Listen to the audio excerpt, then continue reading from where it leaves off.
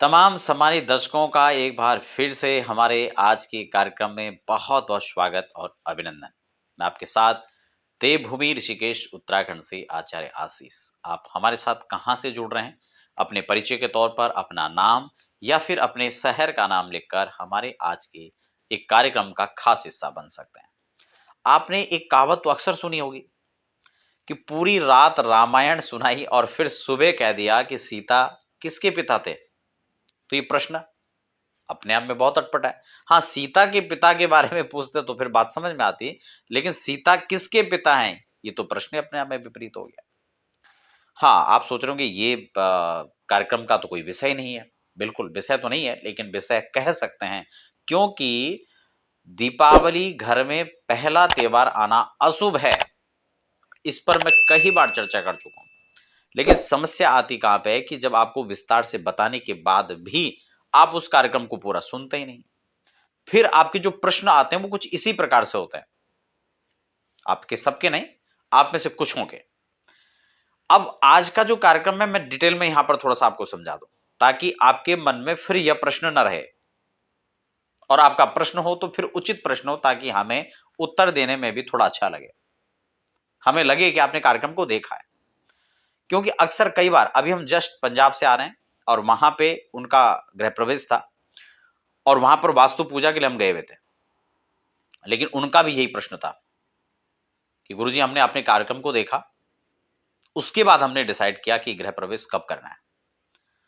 वरना घर वालों का बड़ा प्रेशर था कि होली पहले त्योहार नहीं आना चाहिए, दीपावली ही पहला त्योहार आना चाहिए। तो इसको लेकर मैं सब प्रमाण आज के कार्यक्रम में चर्चा करने वाला हूं। सॉरी, क्षमा चाहते हैं। मैं प्रमाण के साथ यहां पर चर्चा करूंगा, क्योंकि कौन क्या कह रहा है वैसे वो नहीं है, प्रमाण से चर्चा करेंगे, शास्त्रीय प्रमाण के साथ। इससे पहले आगे बढ़े, निवेदन भी रहेगा, अगर आप पहली बार हमारे चैनल पर विजिट कर रहे हैं तो चैनल को सब्सक्राइब करके बेल आइकन को जरूर प्रेस कर लीजिए, ताकि ऐसी शास्त्रीय चर्चाएं आपको हमारे चैनल पर मिलती रहे, चाहे वो ज्योतिष की हो, वास्तु की हो, मुहूर्त की हो, या अनेक प्रकार की जो संशय छेदा कार्यक्रम होते हैं वो आपको हमारे चैनल पर समय समय पर मिलते हैं। अब यहां पर प्रमाण के साथ हम बात करेंगे कि होली पहला त्योहार या दीपावली। कई बार क्या होता है कि लोग इस मत को अधिक प्रधानता देते हैं। ये लोक मत हो सकता है, मैं इसके ये भी नहीं कह रहा हूं कि नहीं ये होता ही नहीं है, लेकिन लोक मत हो सकता है, शास्त्रीय मत नहीं है। और शास्त्रीय अगर मत है, शास्त्र अगर कह रहा है, तो फिर हमें उसको विशेषकर फॉलो करना चाहिए। अब हम इसको मान लेते हैं कि चलो एक पल के लिए एक मत है कि होली पहला त्योहार नहीं आना चाहिए, दीपावली आना चाहिए। अच्छा, कुछ लोग तो ये भी कहते हैं कि उत्तरायण में ही गृह प्रवेश होता है, दक्षिणायन में देव सोए होते हैं इसलिए गृह प्रवेश नहीं होता है। और फिर वही लोग ये भी बताते हैं कि कार्तिक के महीने में गृह प्रवेश होता है। अब ये दोनों बातें तो बड़ी विपरीत हैं। यानी अक्टूबर नवंबर में जब मुहूर्त हो रहे हैं, तो फिर ये कैसे हो रहे हैं, ये भी तो एक प्रश्न है। अब खैर छोड़ो, बहुत सारे प्रश्न हैं। मैं आपको एक श्लोक यहां पर बता देता हूं, स्क्रीन पर आप इसको पढ़िए। मैं आपको इसको बड़े प्रमाण के साथ इस श्लोक को आपके साथ में प्रस्तुत कर रहा हूं। माघे अर्थ लाभ प्रथमे प्रवेशे पुत्रार्थ लाभ खलु फाल्गुने च। वैसा चैत्रर्थे अर्थानि धनधान्य लाभो वैशाख मासे पशुपुत्र लाभ। ज्येष्ठेषु च मासेषु परेषु नूनम हानि प्रदः शत्रु भय प्रदश्च। श्लोक है, श्लोक का अर्थ भी बड़ा लंबा है, आपको कुछ बातें समझ में आ रही होंगी और कुछ बातें मैं आपको बहुत संक्षिप्त में समझा देता हूं।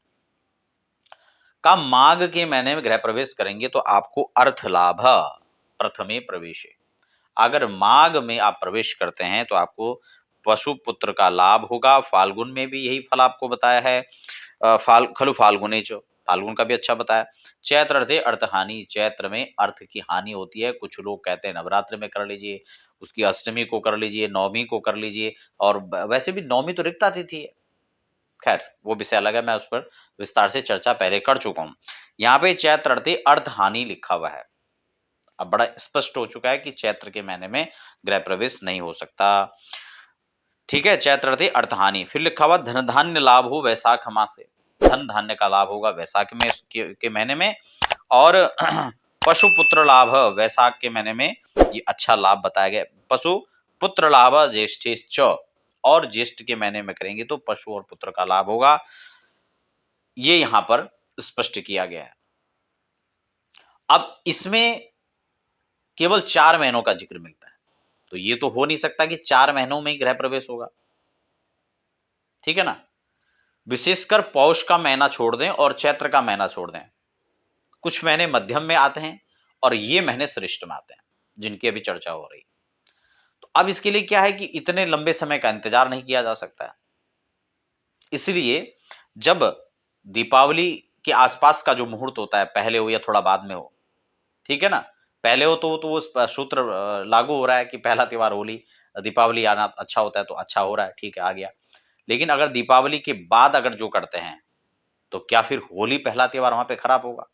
खासकर जो नवंबर के महीने में आप करेंगे या दिसंबर में जो कर रहे हैं, तो नवंबर और दिसंबर में जो गृह प्रवेश कर रहे हैं, उनको इस बात से बिल्कुल निश्चित हो जाना है, निश्चिंत आपको हो जाना है कि ऐसा बिल्कुल भी नहीं है, ठीक है ना।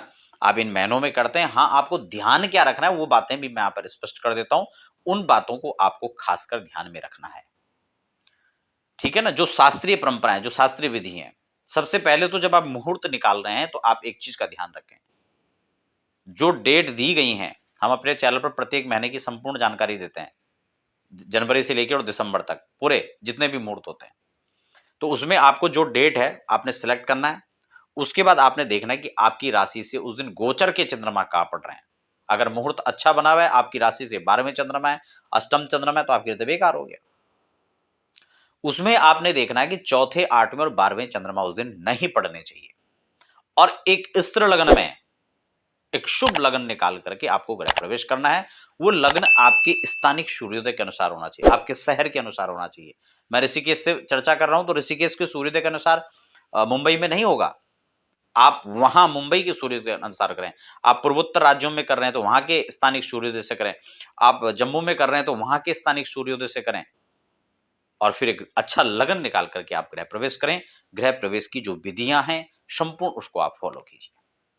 तो आशा करता हूं कि जो आज का विषय था वो आपको समझ में आ गया होगा कि किसी भी प्रकार से ये कोई शास्त्रीय विधान नहीं है, क्योंकि वैशाख के महीने में आप यहाँ पे देख रहे हैं, फाल्गुन में होली आती है और फाल्गुन को यहाँ अति उत्तम माना गया, अति शुभ माना गया, तो प्रश्न ही खत्म हो जाता है। तो इस बात को आपको ध्यान में रखना है। अगर आप किसी प्रकार के ज्योतिषीय परामर्श या मुहूर्त से संबंधित परामर्श लेना चाहते हैं, तो आप नंबर पर संपर्क कर सकते हैं, या फिर आपको अपने शहर के अंदर गृह प्रवेश करवाना है, विधि विधान के साथ में वास्तु पूजन करवाना है, वास्तु विजिट करवाना है, तो आप उसके लिए भी लगातार जो नंबर फ्लैश हो रहे हैं उस पर संपर्क करके जानकारी प्राप्त कर सकते हैं। आप बने रहें और फिलहाल हमें दीजिए इजाजत। धन्यवाद।